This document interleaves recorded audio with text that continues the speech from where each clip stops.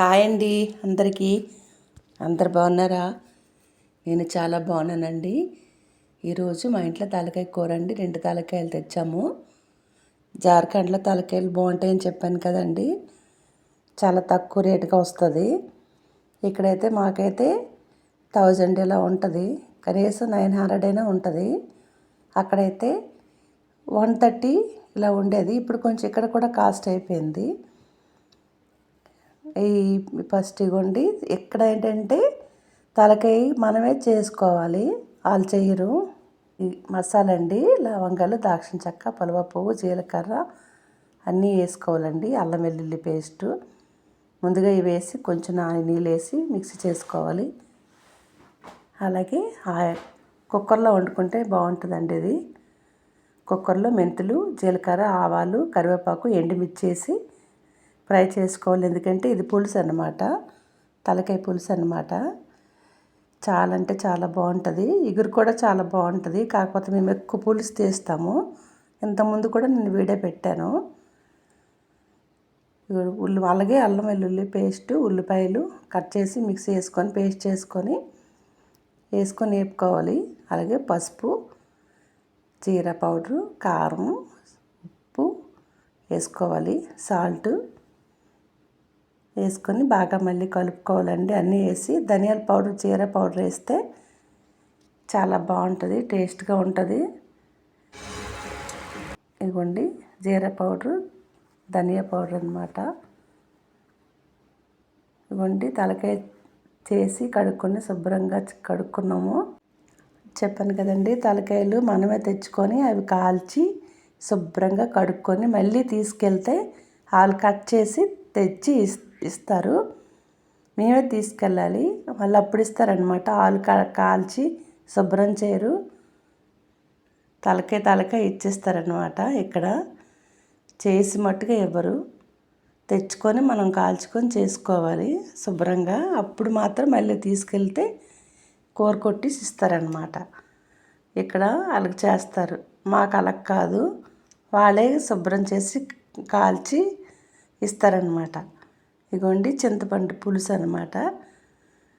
మనం ఎంత కావాలంటే అంత, మరి ఎక్కువ పులుసు వేసుకోకుండా మళ్ళీ ఎక్కువ నీళ్ళు వేసేసి కాకుండా మనకి ఎంత క్వాంటిటీ కావాలో మనం ఎంత పులుపు వాడతామో అంత వేసుకోవాలి. మరి తలకాయకి, చేపల పులుసుకి మరి పుల్లగా బాగోదు. కొంచెం పులుసు వేసి కొంచెం తగిలేటైతే బాగుంటుంది. కొంతమంది చిన్న బెల్లం వేస్తారు, మేమైతే బెల్లం వేయలేదు.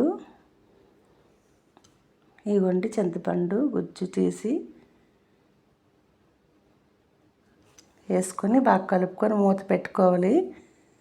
కనీసం ఇవి కొంచెం పెద్ద తలకాయ అనమాట, ముద్రవి అనమాట. అందుకే ఇవి 5-6 విజిల్లు రావాలి. మేము 8 విజిల్లు పెట్టామండి, ఇది మెత్తగా ఉండాలని. ఇదిగోండి చాలా మెత్తగా ఉడికిపోయింది కూర. దీన్ని చూస్తుంటే నోరూరైపోతుంది. నాకైతే చాలా టైం అయిపోయింది, తినలేదు ఇంకా.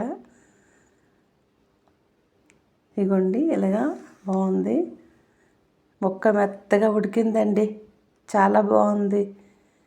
కొద్దిగా రైస్ పెట్టుకొని తింటే బాగుంటుంది. ఇంకోసారి జ్యూసీగా ఇగురు కర్రీతో చేస్తానండి. 2 టైమ్స్ పులుసుతోనే చేశాను. ఇంకా ఇగురు కూర అంటే నాకు ఇష్టం, పులుసు కండా. కానీ మా ఫ్యామిలీ అందరికీ పులుసు ఇష్టపడతారు. అందరు పులుసు ఎక్కువ తింటారు, ఎక్కువ బెల్లం వేసేసుకొని వండేసుకుంటారు.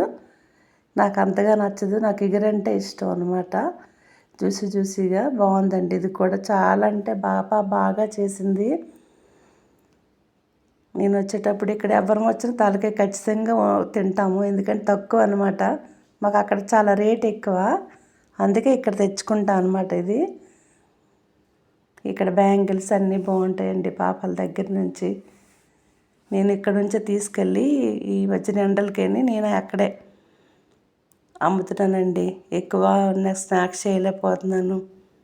ఇగోండి ముక్క చాలా మెత్తగా ఉడికిందండి, చాలా బాగుందండి. ఇగోండి మెత్తగా ఎంత బాగుందంటే చాలా బాగుంది తలకాయ కూర. ఓకేనండి. వీడియోలు లైక్ చేయండి, షేర్ చేయండి, సబ్స్క్రైబ్ చేయండి. ఎంత పెద్ద ఛానల్ అయినా చెప్తారు కదండి, చేయండి. కంపల్సరిగా సబ్స్క్రైబ్ చేసుకోండి.